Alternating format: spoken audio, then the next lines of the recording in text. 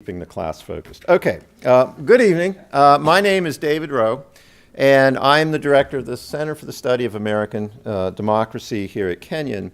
And I would like to welcome you to tonight's conversation with Moises Rendon, entitled Venezuela, Finding a Pathway Back to Democracy. Before we begin tonight's event, let me first thank some people who helped make this event possible. I would like to thank the Latinx Studies Concentration for co-sponsoring tonight's talk. I would like to thank Raul Romero, a first-year student here at Kenyon who helped plan the event related to his home country. And of course, I would like to thank the ever-capable Andrea Lechleitner, who does many things to keep CSAD working like a well-oiled machine, including tonight videotaping the event. Tonight's conversation speaks to our particular historical moment in which democracies around the globe are challenged by populist movements that strain the very institutions and normative foundations of democratic politics. Such was the case in Venezuela. In the 1990s, this country was thought the most stable, if somewhat flawed, democratic regime in Latin America, but the past 20 years have witnessed a near total subversion of the country's democratic norms and institutions by the populist governments of Hugo Chavez and Nicolas Maduro, resulting in a political, economic, and humanitarian catastrophe.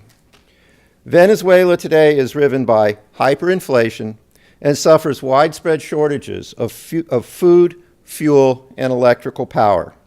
Millions have fled, stressing the societies of neighboring countries.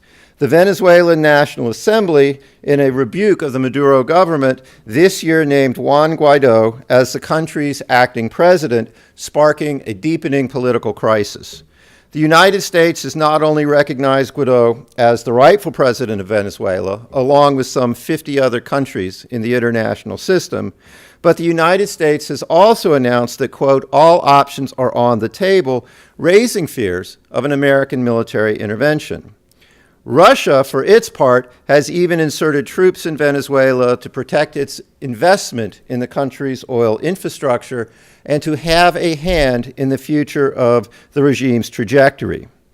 The Venezuelan crisis also, by the way, has an important Kenyan connection. A leader of Venezuela's democratic opposition is Leopoldo Lopez, class of 1993, and the recipient of an honorary degree in 2007. Leopoldo Lopez was the mayor of a major suburb of Caracas, and in 2014 was imprisoned by the Chavez regime on trumped-up charges, spent 4 years in military prison, including 2 years in solitary confinement, and is currently under house arrest. He is today one of the world's most prominent political prisoners.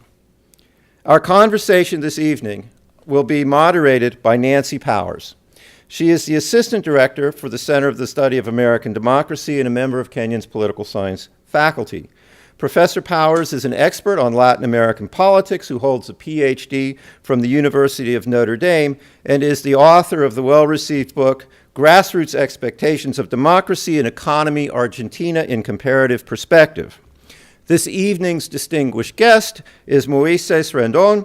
He is Associate Director and Associate Fellow of the Americas Program at the Center for Strategic and International Studies, known colloquially as CSIS, in Washington, D.C.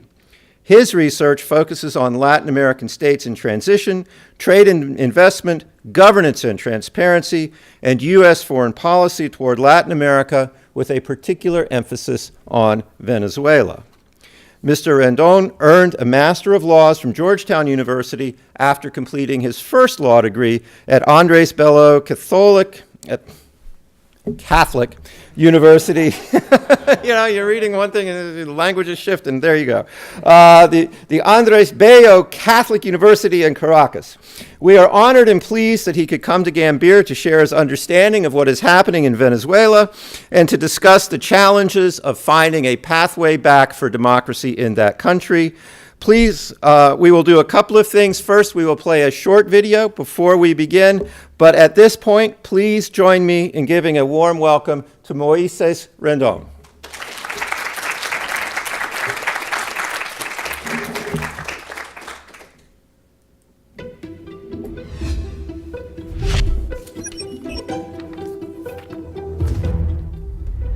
Venezuela was the Switzerland of Latin America. It was a rich country, open, with the resources to absorb exiles and migrants from all over the world, and it was a light for the region. It's now completely collapsed.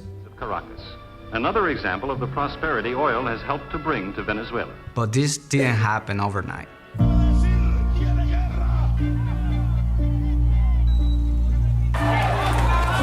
These last 20 years in Venezuela, it's the dismantling of institutions, it's the violations of human rights, it's the violation of economic freedom. What we're seeing today is one of the worst humanitarian crises in the world. In fact, there are now analysts comparing Venezuela to Syria. As the Secretary General of the OEA said, a newborn baby in Venezuela has less chances to survive than a newborn baby in Syria. And this is why the situation has reached a breaking point. As the inflation in Venezuela and the economy implodes, Venezuelans don't have any other options but to leave the country. 2,500,000 already fled. About 1/5 of them has gone to Europe and North America. The rest have gone to Latin American countries. 1 million are in Colombia, about 750,000 are in Peru and Ecuador, and more than 250,000 are in Brazil, Chile, and Argentina. And this is why the international community needs to commit more than ever to not only help to alleviate the suffering of those people who are leaving the country, but find a solution to restore Venezuela's democracy by increasing pressure on the Venezuelan regime. It's not a Venezuelan crisis, it's not a Colombia and Brazil crisis, it's a regional crisis.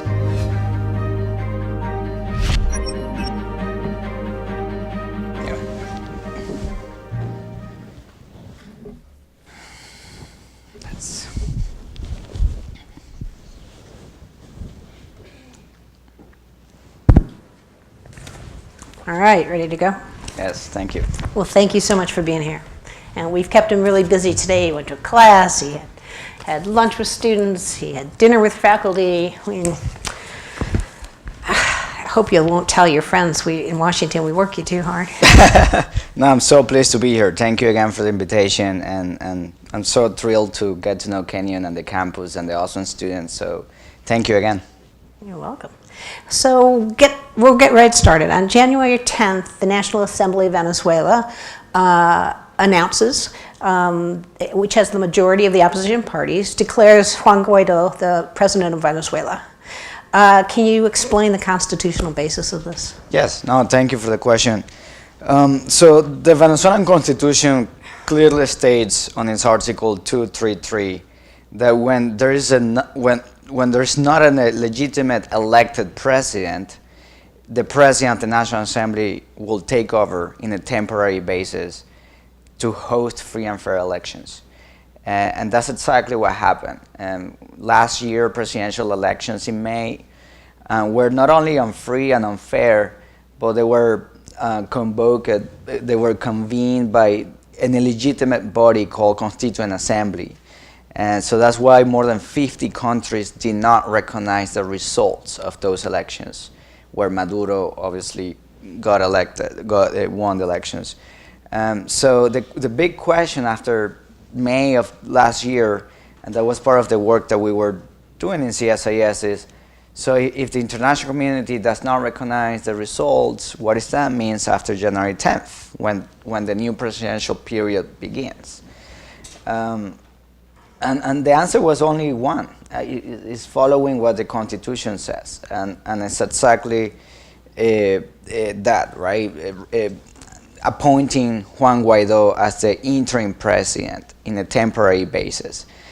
So it's very important to reinforce that this was not a U.S.-sponsored movement or coup, as has been reported in newspapers, but rather a Venezuelan movement. It was following literally what the Venezuelan Constitution states.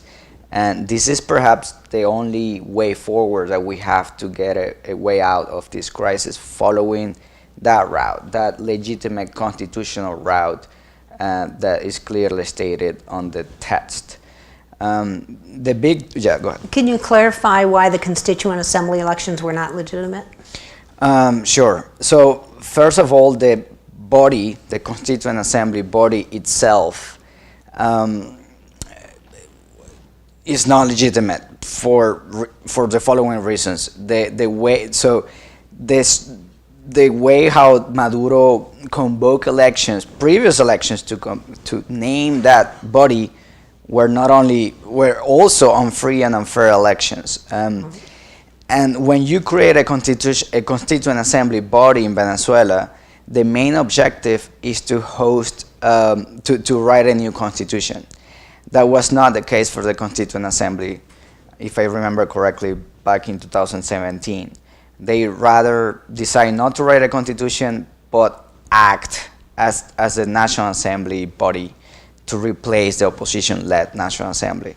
So in a way, Maduro created a parallel institution to fulfill his policies and to fulfill his vision on driving Venezuela towards more authoritarian regime, right? So again, those elections were also, I mean, you have a very oppressive political system in Venezuela, right? And Leopoldo Lopez is perhaps the most important example and figure when it comes to lack of political freedom in Venezuela. You have many political prisoners. In fact, there are over 800 political prisoners in Venezuela. Many are also banned from running to any position. So obviously there is not political freedom, but also the regime has used many political tools to control the society, right? And one of those tools is the food. Maduro has weaponized food to buy votes and to limit Venezuelans to cast their free votes, right? So in many ways, it was not a free and fair election, but despite, on top of that, you have a illegitimate body controlling and calling for those elections. Okay. And then you have the electoral body, which is also a system that is highly corrupt and is in place for benefiting the regime and his policies. So that's why we have 50 countries calling and saying, hey, we don't recognize those results. And that was very important to help Venezuela to find a way forward, right? And it's literally following the Constitution, yeah. Right, so the election was held mid-2018. Maduro wins, but Leopoldo Lopez isn't allowed to run. Another major candidate's not allowed to run. Right. Plus, the body that oversees elections legitimacy is itself completely controlled by the regime. Exactly. So for all of those reasons, the elections are considered illegitimate.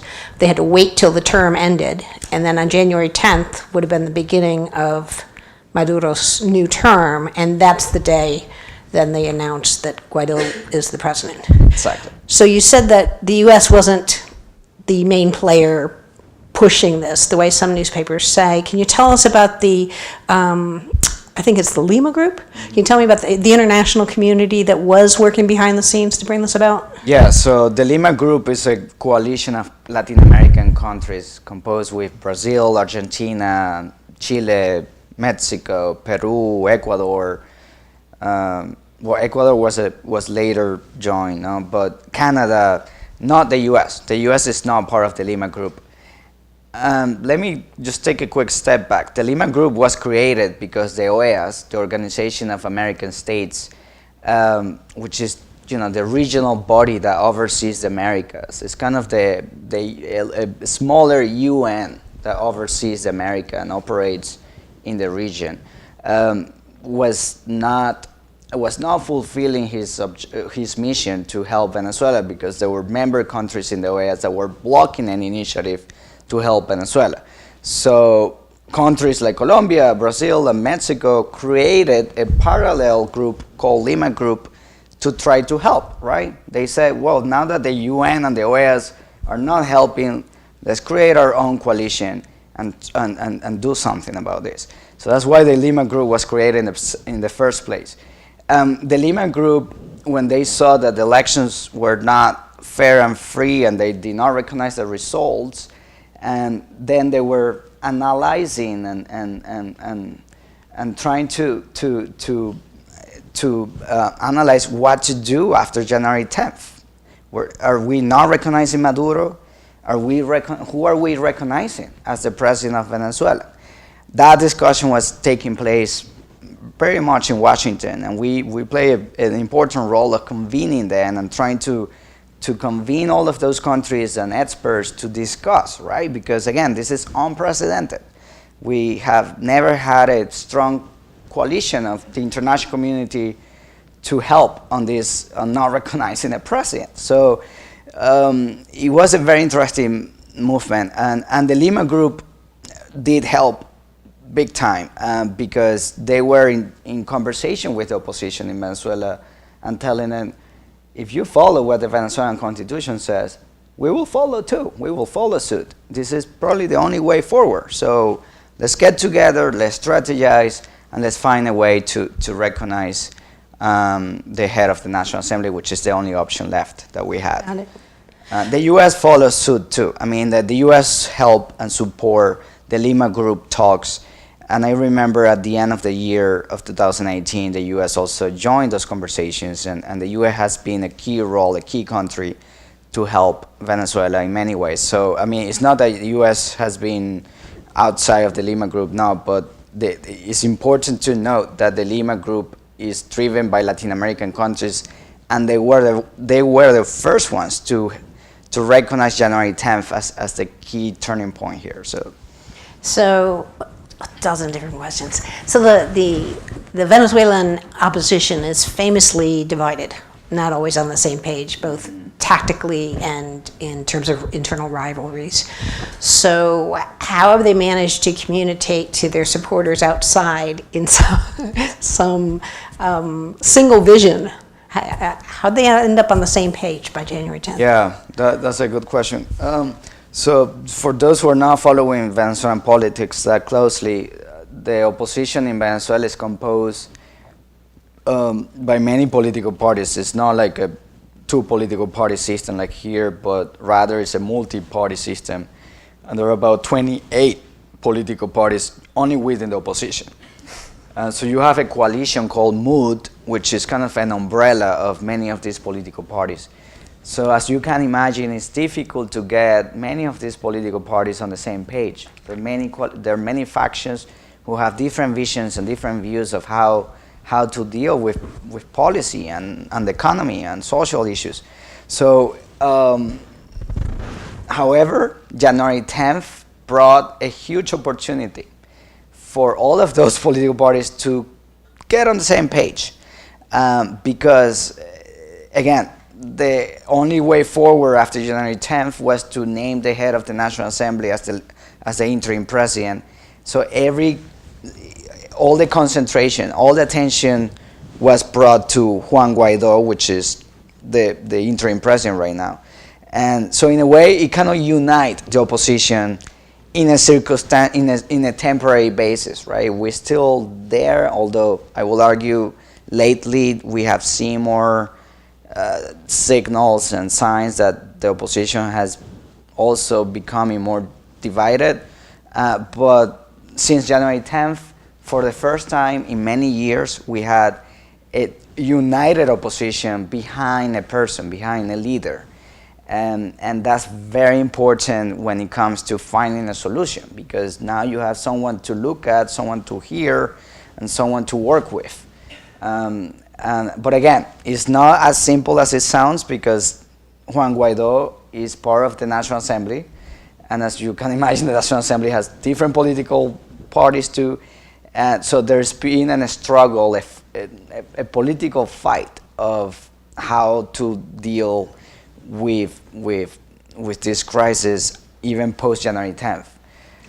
Yeah, go ahead. So, American invasion. Discussion in the Washington Post the other day. They were interviewing soldiers who had left the Venezuelan military, gone to Colombia, and saying they're waiting for an invasion and hoping the U.S. will let them help. You work inside Washington. Is that likely? Is there a lot of talk about that? Tell us about that. Yeah, there has been much more talks on the newspapers and the headlines than in real policy discussions, to be very honest. Despite President Trump's rhetoric that all options are on the table, there hasn't really been much thoughtful discussions of the option of the use of force on Venezuela until recently, because the crisis, as you know, is out of control, right? You have those numbers that you saw, 2,500,000 people fled Venezuela. Well, now it's 3.3 million people. And the UN is expecting 5.3 million by the end of this year. And if you ask other colleagues who are looking at this issue, they're expecting 8.2 million people fleeing Venezuela in the last 2 to 3 years by the end of next year, 2020. If that happens, the Venezuelan refugee crisis will be much worse than the Syrian refugee crisis, which is only have about 5.5 million refugees. So again, if the status quo continues and nothing else works from the outside, because it seems like everything has been tried and done in terms of sanctions and diplomatic pressures, the discussion of the use of force will increasingly happen, right, as an organic, natural basis. However, today, I think there's a clear consensus in Washington and probably in the war that an intervention will be catastrophic for Venezuela.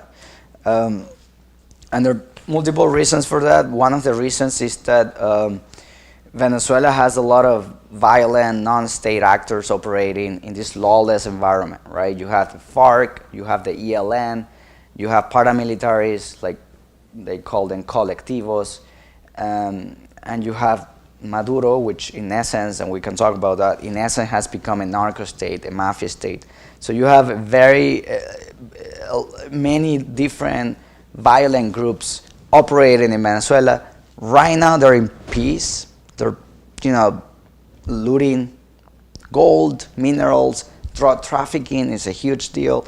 But once you see some sort of foreign military presence, that peace will break, right? And you will probably see more violence in Venezuela.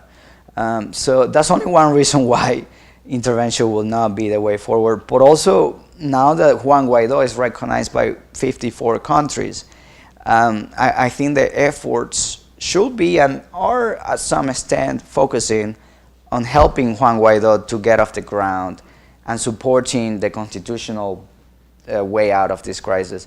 The counter-argument to this is that, well, if it's a narco state and you have a criminal gangs operating the institutions of the country, how can you believe that they will leave power, right, without violence? Because if you say they're narco themselves, narcos don't leave power by constitutional means. So that's right now the debate. If what else can be done to increase pressure on Maduro and his inner circle to try to find a way to restore democracy? And the answer has different shapes and colors. But yeah, that's part of the discussion as we speak. So in January, right after January 10th, President Trump put additional sanctions on the regime. As I understand it, that is basically taking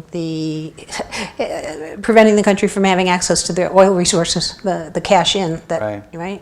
So there have been protests in Washington from church groups, folks concerned about the poor in Venezuela, who say, you're just hurting the people more. Right. Well, what's your response to that critique? Yeah, there's a group in Washington called Hands Off Venezuela, and that's what they're trying to make the case that the U.S. should be hands off Venezuela, literally. Mm-hmm.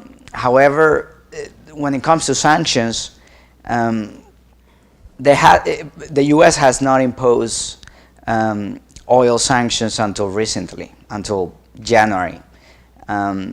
hands-off Venezuela and other groups argue that sanction has been the main cause for the humanitarian crisis in Venezuela and it's hurting the people. But those sanctions were really imposed over a month ago. So we know that sanctions were not the cause of this humanitarian crisis. I mean, again, this is a man-made crisis. This was not caused by a hurricane or earthquake or the U.S. This is man-made policies that really drove the country towards collapse. So when it comes to sanction, we know that that's not the case. That's just not. However, the question is, now that the oil sanctions are imposed, how are those sanctions may affect the Venezuelan people and the way the regime can import food and kind of help feed the population.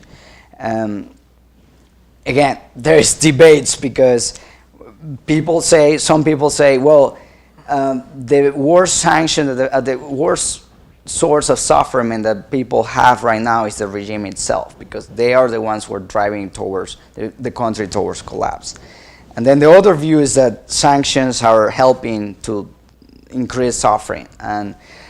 And to be honest, I think my opinion is that, again, this is not sustainable. This is a country that is already collapsed. It's a failed state in many ways. People are dying just because of lack of food and medicine. Just the average Venezuelan has lost about 24 pounds in the last year. And there are 10 million% of inflation by the end of this year. There are blackouts happening every day, just the nationwide blackouts, multi-day nationwide blackouts that are shutting down the country. There are literally the latest blackout in May.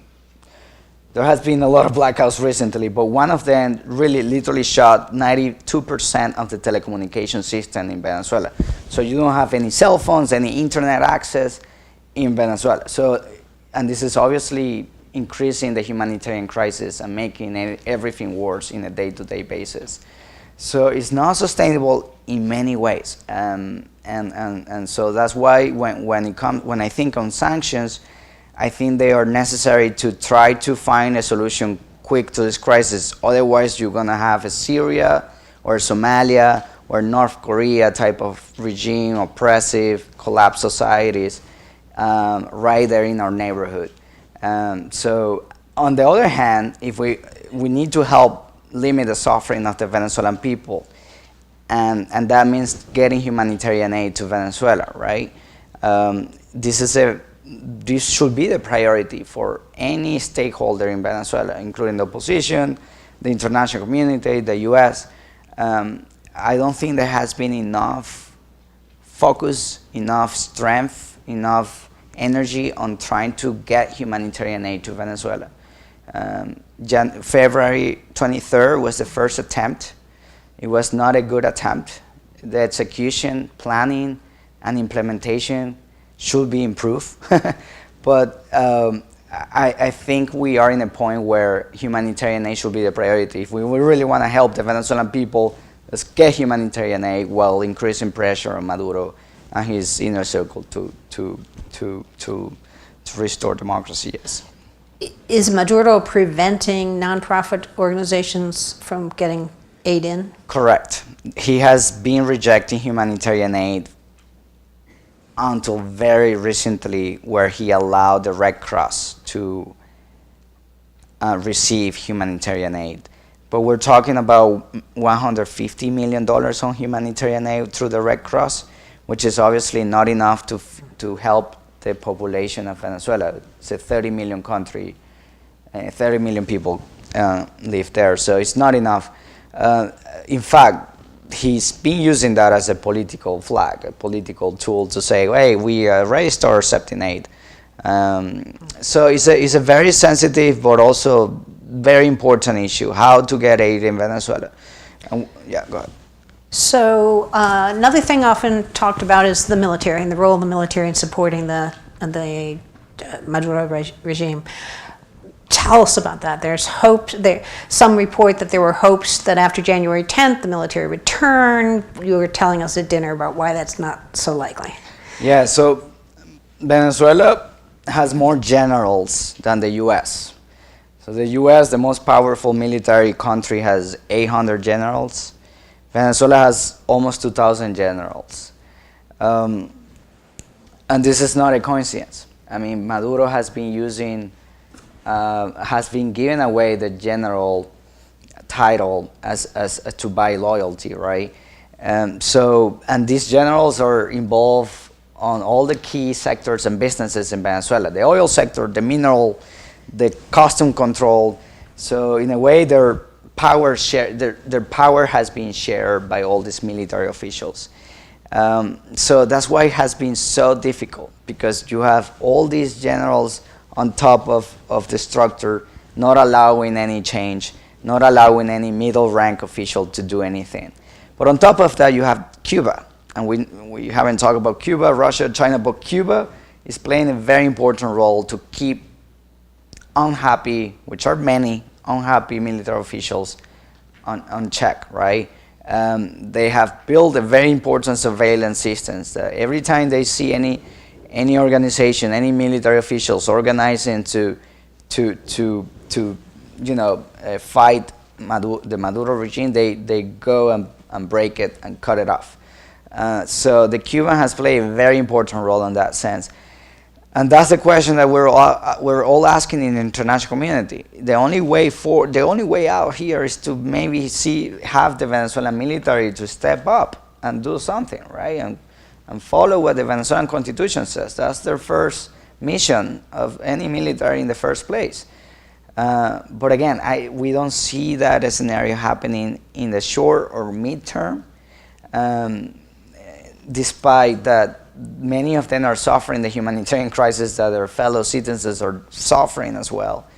And there are multiple reasons why not too. I mean, it's not only fear that they will be prosecuted or jailed or killed, but also it's hard to organize themselves in a system that is so oppressive and is being surveilled by Cuba and other factors. So on top of that, you have Russia, military officials on the ground.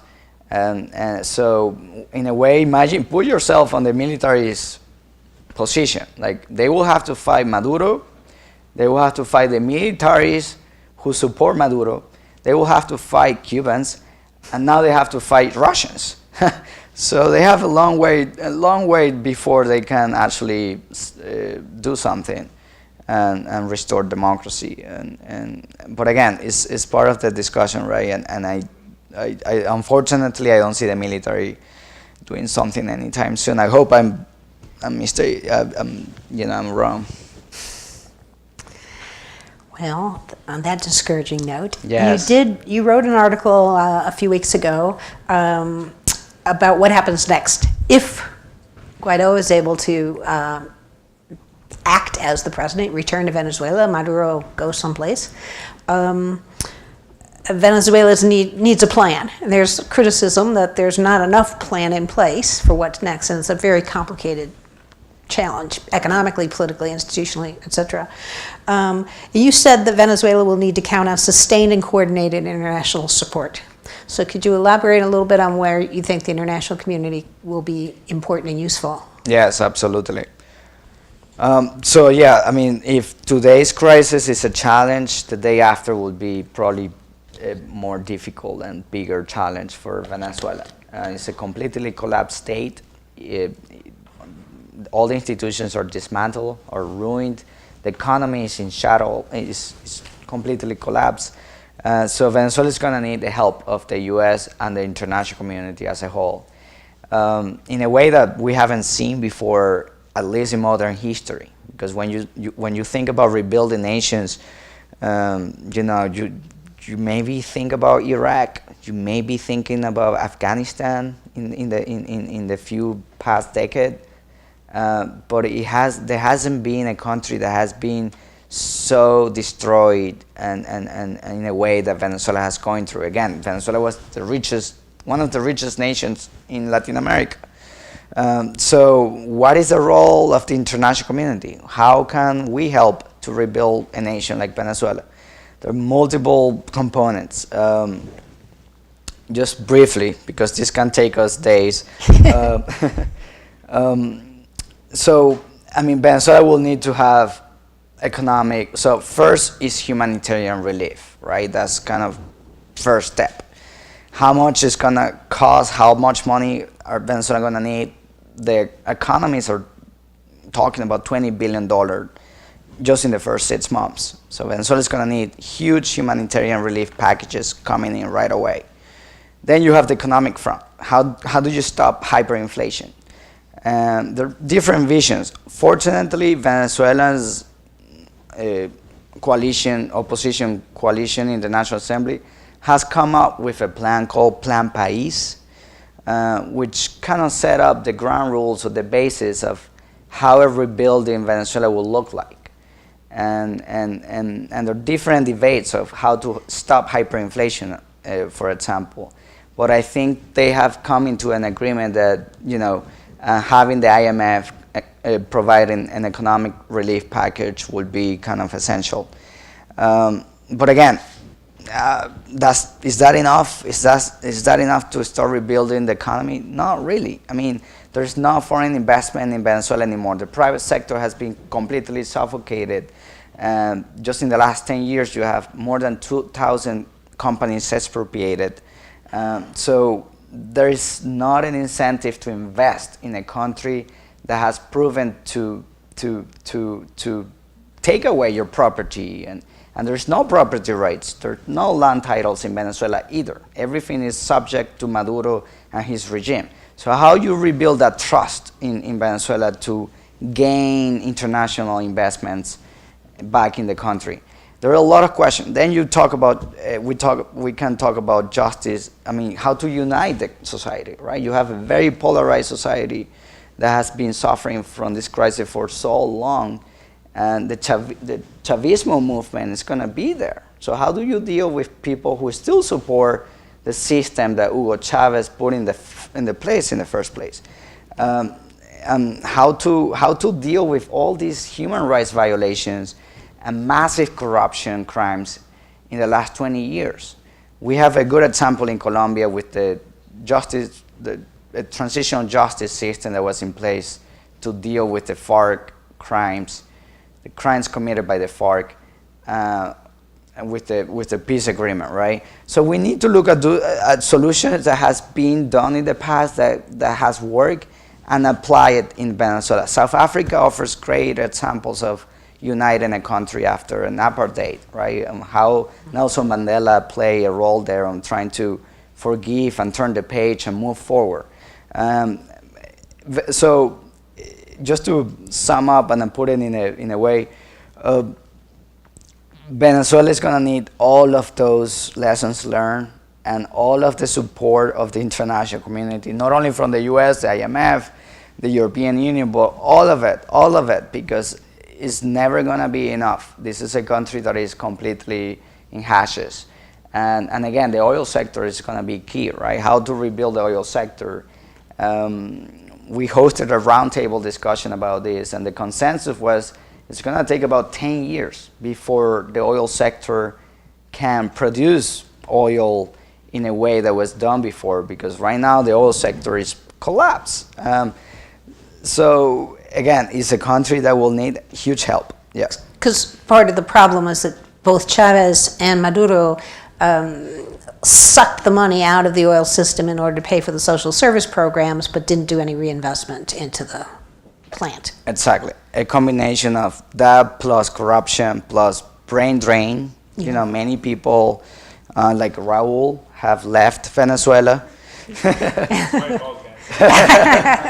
Yeah. So many professionals and many bright Venezuelans have fled the country, and that left Venezuela without manpower, without brains. So in a way, that's another challenge, right? Because there's not technical, educated people in Venezuela who can help maintain all these sectors and businesses. Yeah. And you have 20 years of, as you said, deep polarization. When I was preparing for this and reading accounts of Venezuela, it's a little bit like watching Fox News and then MSNBC discussing the same thing. Yes. right? The accounts from the far left and the sort of mainstream democratic, small d democratic community are really different. And so the stories they tell of who's to blame, it's imperialism. Maduro spent 20 years, or Chavez spent 20 years railing against imperialism and external intervention and all.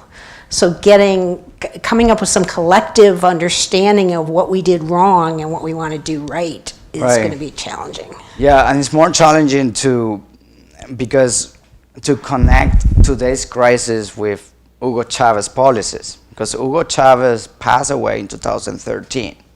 That was 6 years ago.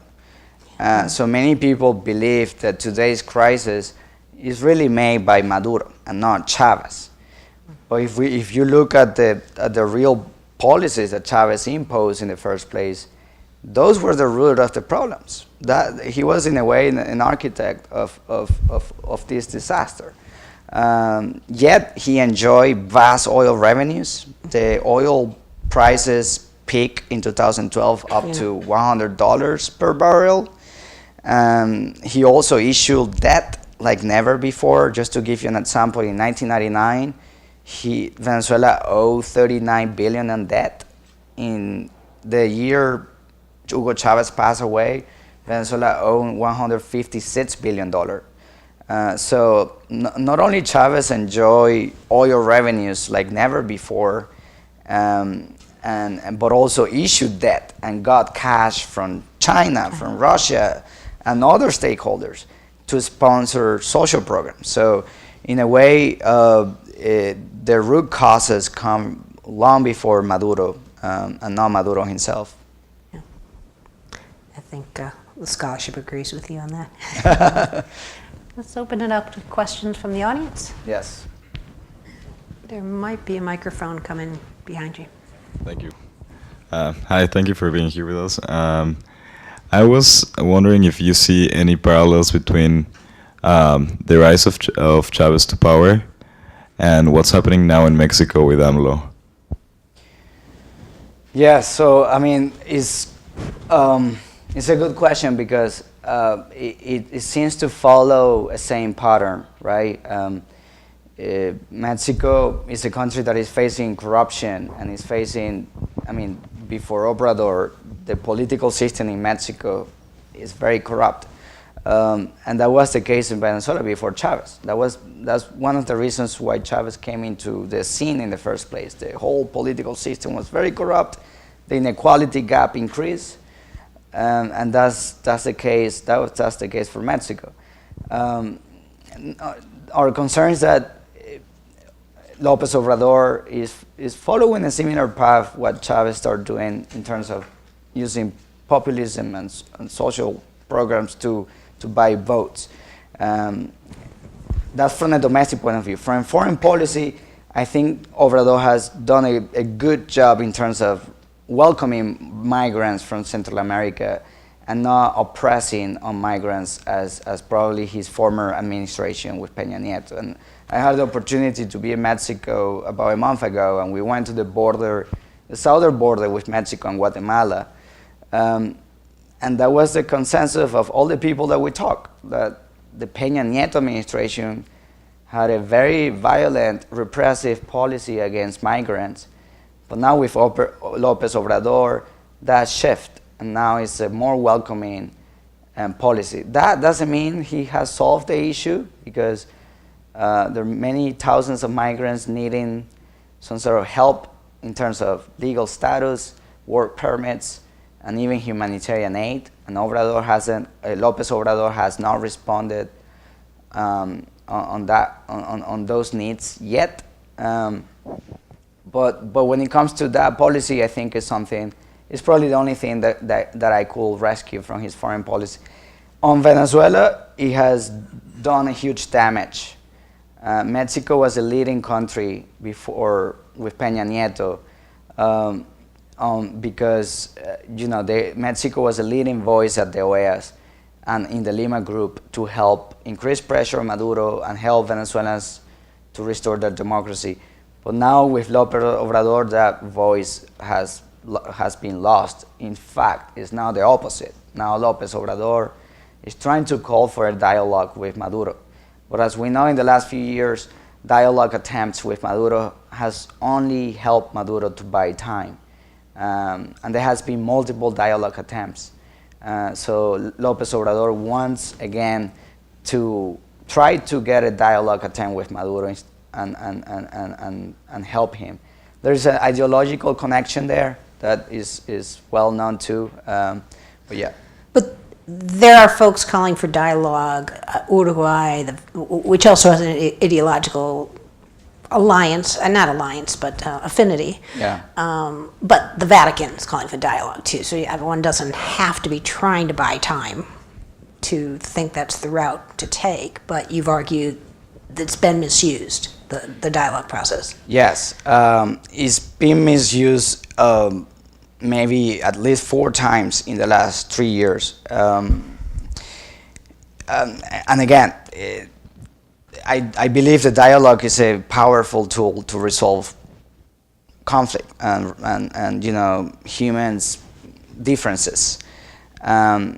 But the challenge on Venezuela is that you're not dealing with a normal dictatorship. You're dealing with a system that is ruled by narco-trafficking. It's a narco state. It's a mafia state.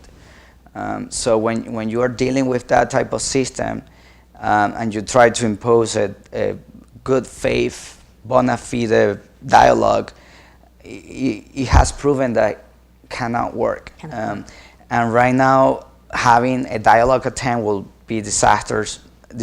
Not only it will divide further the opposition right now, but it will allow Maduro again to buy more time and more and more. And unfortunately, I don't think there is a way out when it comes to a dialogue attempt. You maybe argue that there might be room for some sort of negotiation, but the only condition for the negotiation when it comes to what we are in the international community will be for Maduro to leave power. Then we can have a dialogue. But right now it's very hard to have a dialogue with him, and keeping him in power is just, I think we're far behind that. Yeah.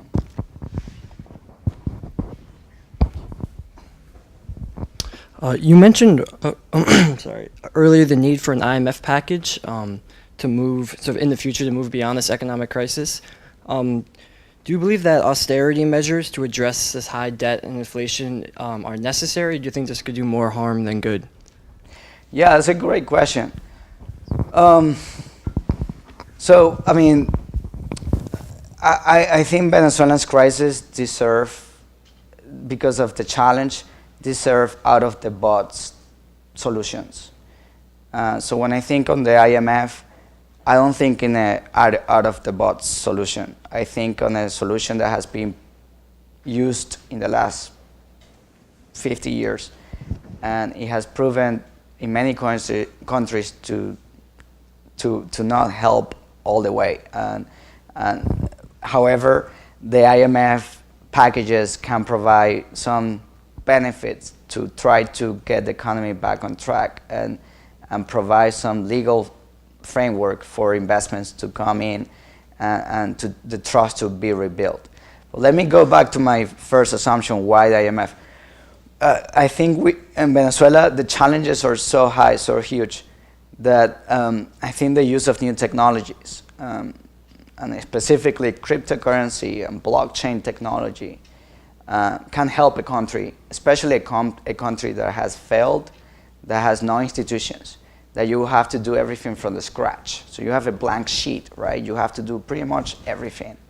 So when you have to do everything, I don't think we want to do what we have done in the 20th century, using the 20th century's base tools.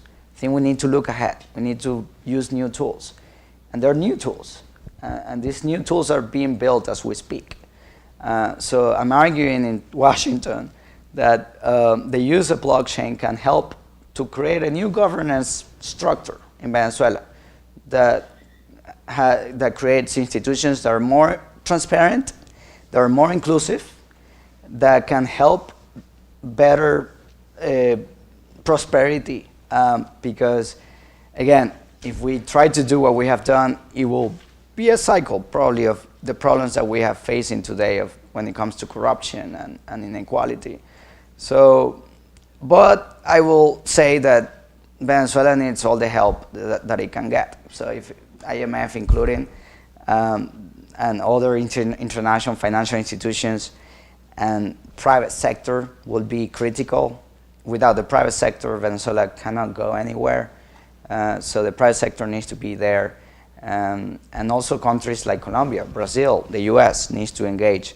And so again, it's a crisis, it's a country that you're gonna need the help of so many of the actors, including diaspora, right? We have 4 million Venezuelans abroad. How to incentivize those people to come back and to try to rebuild a nation that is in ashes. And that's where is the challenge is, and I think Venezuela is going to need everything again, everything that we can help. Yeah. Hi. So back to the subject of sanctions. You said that those weren't causal for the crisis in Venezuela, but most people would argue that they're certainly not helping. I mean, Venezuela's losing millions in potential revenue, and with the seizure of Citgo's assets. And you also mentioned the need for humanitarian aid. And my question is, wouldn't the first step for humanitarian aid be the lifting of sanctions on Venezuela? Sure. Yeah. I'm gonna try. I didn't really get. Gonna try to.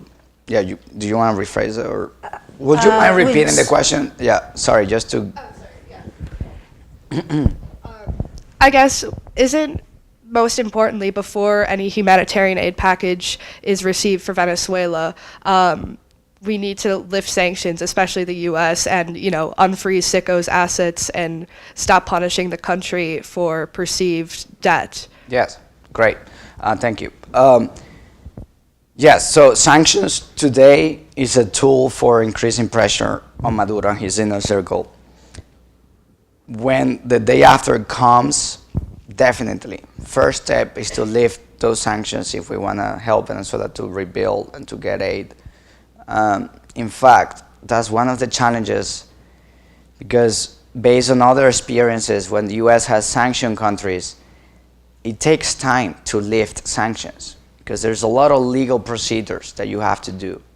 And Myanmar is one example. Myanmar was a country that was sanctioned for 20 years. And when former Burma, Myanmar, but when Myanmar restored its democracy, the US took about 2 years to lift sanctions. And those 2 years were essential for Myanmar to get investments and to get back on track. So for a day after lifting sanction, it will be essential for Venezuela to help Venezuela. Just to recap, the first sanctions were imposed by the Obama administration, if I remember correctly, in 2015. And those were individual sanctions. Sanctions against Maduro. In fact, Maduro has been one of the four presidents that has been sanctioned by the US Treasury Department. The other 3 presidents are North Korea, Kim Jong-un, Bashar al-Assad from Syria, and Mugabe from Zimbabwe. So those sanctions have legal grounds, and those were imposed because Maduro and 120 other officials who have also been sanctioned from the US has been found to be either in narco-trafficking activities, massive corruptions, human rights violations. So again, sanctions is a tool to pressure. The debate is, are they helpful? Are they trying are they enough to have a regime, a change in behavior of a regime? There's a great debate about that in Washington. I argue that sanction needs to be seen as a tool from a bigger comprehensive plan, right? You cannot just have sanction and expect results. You have to have sanctions and do many other things to expect results. But again, when it comes to oil sanction, it just started in earlier this year, and is limiting Maduro to export and produce oil. Now one of the issues is that if Maduro cannot do it, should we allow the new legitimate government to start taking control of the oil assets abroad, at least? Inside of Venezuela it's impossible. You have Maduro controlling the territory. But what about abroad? That's where the action is being taken right now. The US and other countries have freezing bank accounts and assets that the country owns, Venezuela. But Guaido has not taken possession of those yet. So we're kind of on the first phase. Every bank account has been frozen. Maduro cannot take control of those. He doesn't have control, but Guaido either. So those bank accounts are literally sitting somewhere, and no one is taking advantage. So the argument that I'm trying to be in Washington is that if you want to help Guaido get off the ground and find a non-violent constitutional solution to this crisis, well, you need to maybe help to transfer those assets to the legitimate government that you yourself recognized. But there's not that easy, right? I mean, many of the opposition leaders have been found in corruption scandals and other issues. So that's where the international community can play a role. Like institutions like the Inter-American Development Bank or the World Bank can help manage those resources on behalf of Guaido's administration in a transparent way. So, yeah, go ahead. So what has to happen? What steps have to happen for that to come to fruition? So the long answer is that there is so many legal procedures and there's so many legal processes and legal procedures that needs to be followed by both the U.S., Venezuelan government, and other countries to make that transfer happen. But the short answer is that there's really not much political will, I think, from the international community to make that happen quick. There are, again, concerns that the Guaido's government is not prepared to manage the wealth of Venezuela yet. There's not the institutions are not there, the check and balances are not there, the incentives are mixed because you have a divided opposition. But again, that doesn't mean that we should stop. We should ask for help to institutions like the World Bank or other institutions that have done this before and try to make it happen. But see, right here you see a great example of things that hasn't been done that should be done to help Venezuelans restore their democracy instead of incentivizing anything of use of force. I mean, we're not there yet. I think that if we want to find a peaceful solution, there are very important things that needs to be done quick, and that's where the international community should be moving quicker. And that's part of our role in CSIS, try to push them, trying to provide them with analysis and awareness that this type of things needs to happen quick, and the time is crucial. So I know one of our alums, Marcela Comenares, Yes. who graduated a few years ago, and I understand after graduation she worked in the Venezuela democracy movement for a while. Can you tell me more about the community in Washington of the diaspora? Yeah, sure.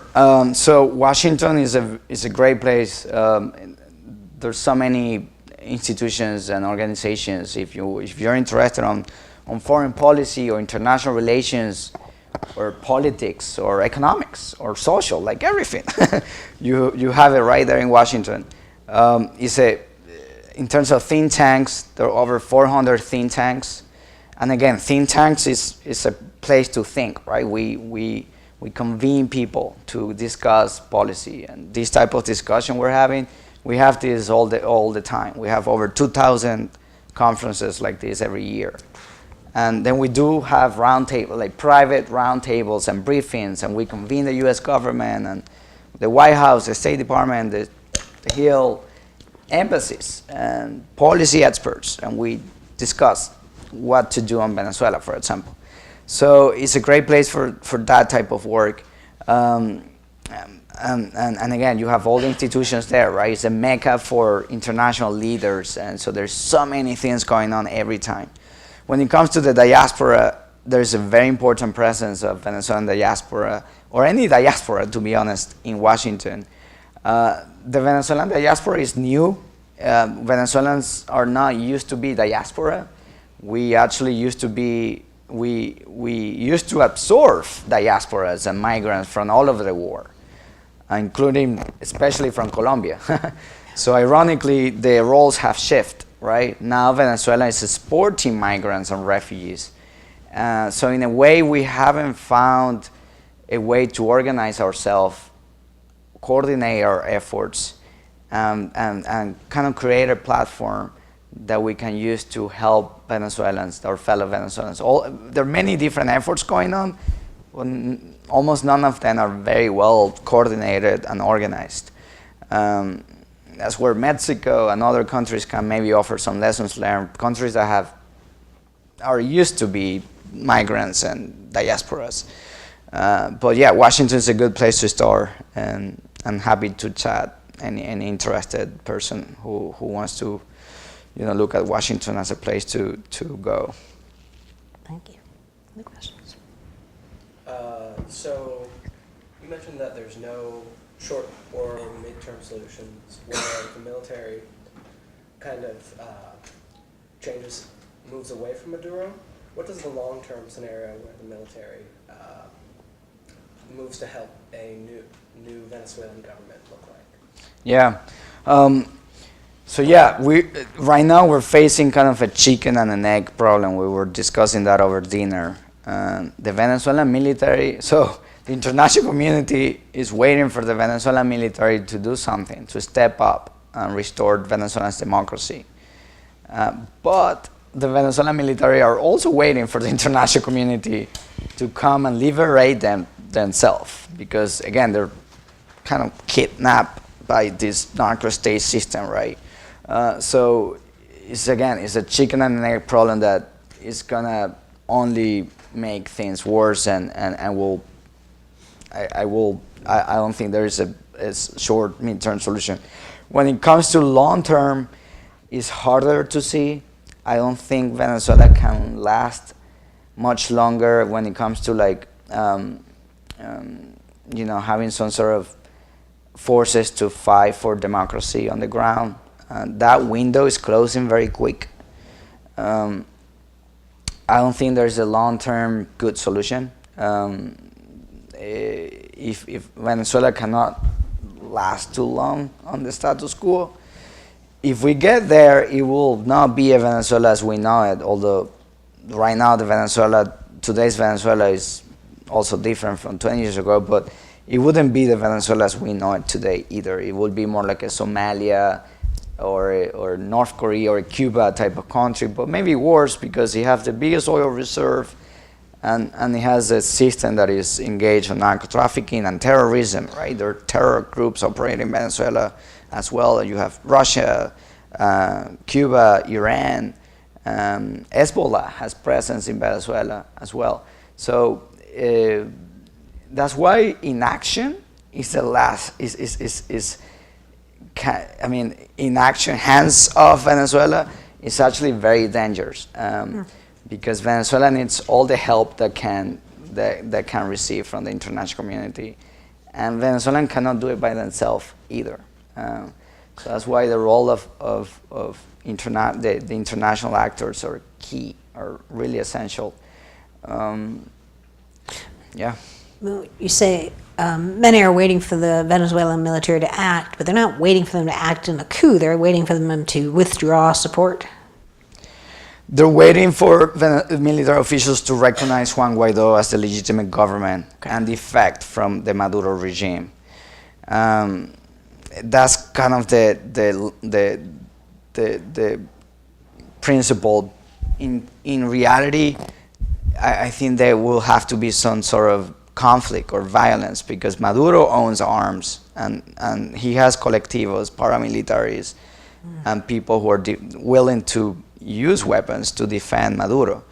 And so, unfortunately, that's one of the few good scenarios that Venezuela has, some sort of having good officials, military officials, to step up and willing to defend the constitution and Juan Guaido and the Venezuelan people, no, as including using some sort of force. That's kind of one of the few.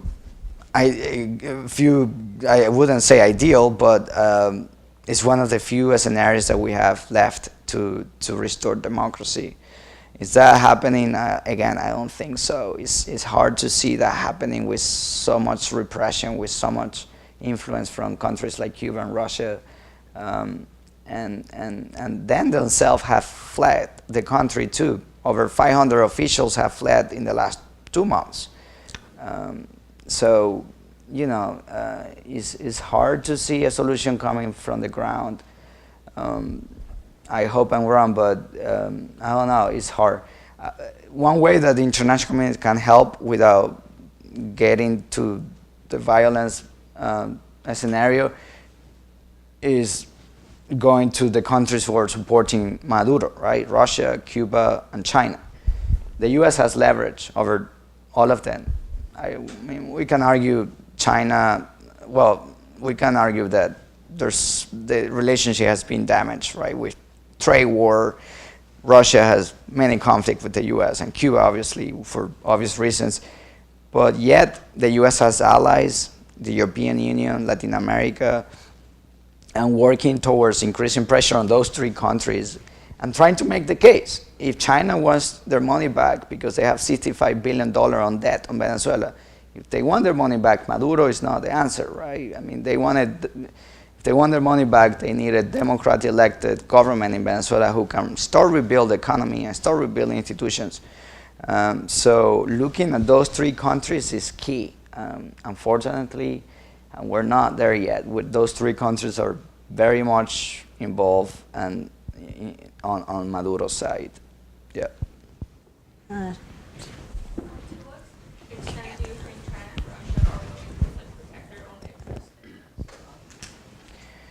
Yeah, I mean, that's a good question. I think they are very much, I mean, that's why Russia has sent 99 officials, military officials to Venezuela just recently.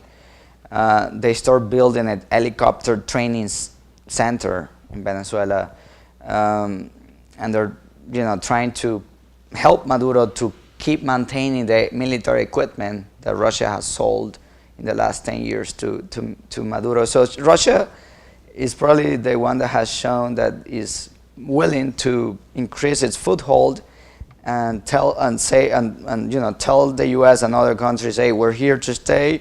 If you wanna resolve this crisis, you have to take us not only into consideration, but we are a main player here, and you need to sit down with us. Russia is complicated because, as we know, it has a very anti-U.S. Foreign policy driven, right? And it's very ideological. It's not as pragmatic as maybe China is when it comes to how to approach Venezuela. China, on the other hand, has a lot of money, and they want their money back, but also there are other incentives from China on propping up Maduro's regime, right? I mean, they're not used to play with the Western rules when it comes to transparency, rule of law, and help recipient countries like Venezuela to develop itself and its industries and its economies. And their approach is more, is the opposite, right? It's non-transparent. It has driven corruption in countries like Venezuela, and is not market-oriented. It's more imposing the deal. So how long is China willing to go to Venezuela? I think again, is for their own benefit. They need to engage the new government if they want their money back, because again, Maduro is continuing to destroy Venezuela's economy and the oil sector. Is that conversation happening between Guaido and China? Yes. Juan Guaido just published a piece that I was surprised to see in Bloomberg just 2 days ago about why China should shift to recognize him instead of Maduro. He's making the case that, hey, we want to talk to China. We want China to be a player in Venezuela. Now, it's complicated with the U.S. because, as you know, the U.S., the current administration has a very strong rhetoric against China's influence in the region and in the war. So how Guaido's government can maneuver that relationship is a challenge. For that's part of the problem and the solution. Yeah, go ahead. So I don't want to misinterpret your comparison, but earlier you put Venezuela in like the same category as like Iraq and Afghanistan, and I wonder if that comparison specifically leaves you with any misgivings about like the potential downsides of international intervention, given the current state of both of those countries. Yes. No, absolutely. Yeah, so when I mention them, I think more on the day after, right? The challenges for a day after, and not much of how those countries got there. So when I think about Iraq, I think about the cost of rebuilding a country. So rebuilding Iraq has cost about $80 billion so far. Venezuela will need more than that. I mentioned 20 billion just on humanitarian aid, and then it's gonna need about 60 billion to stabilize the economy that maybe the IMF will provide it. But then you have all the debt restructuring, all the debt issues, which is over $100 billion. So it's gonna be kind of what Greece needed to restructure its debt, but almost double. So that's why when I think in Iraq, I think on a comparison of how much money will be needed to reconstruct. But also when I think of Iraq or Afghanistan, I think on the security point of view. Venezuela has a lot of non-state actors, right? And so a future government will need to stabilize the country before it can start operating and govern. So the way Iraq and Afghanistan has been stabilized offers lessons learned, what not to do and what to do. Venezuela is going to need some sort of international,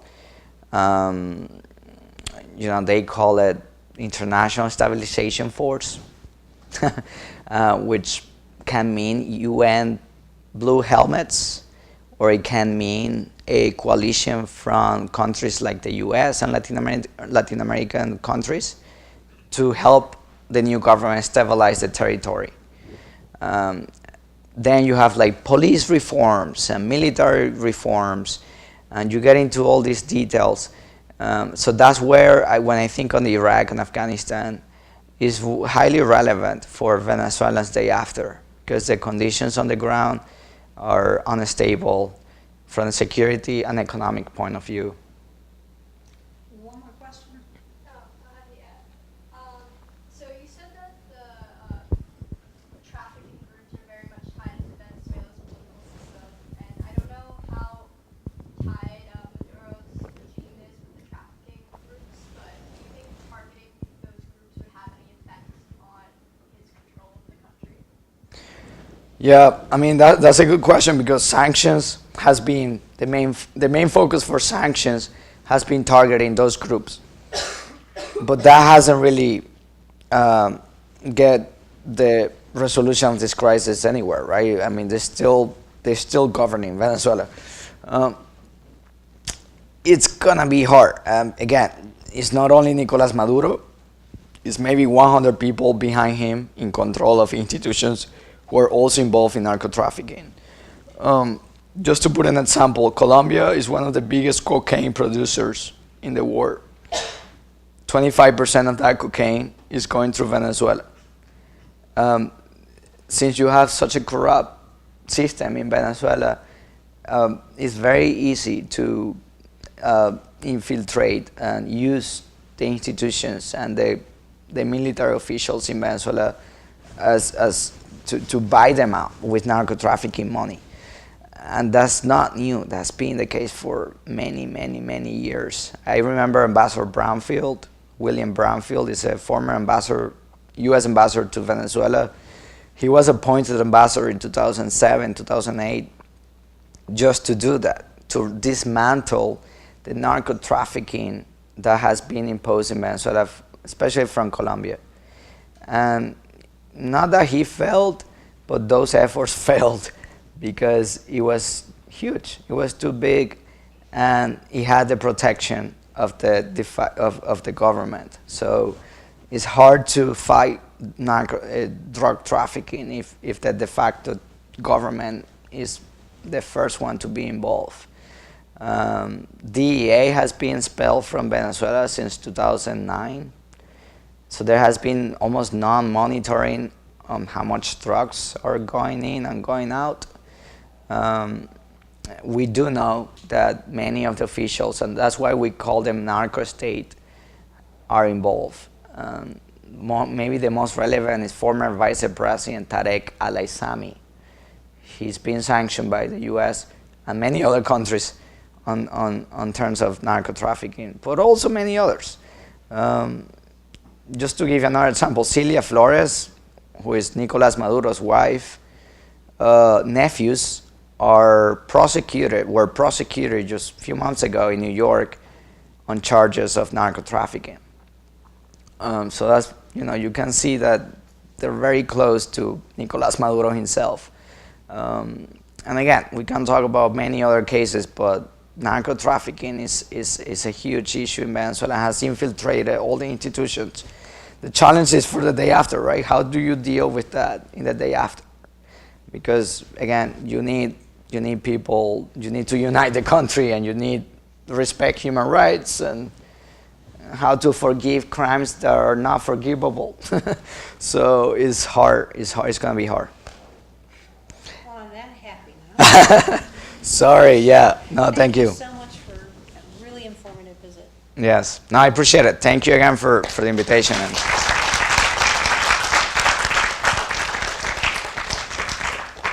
awesome. Thank you all for coming.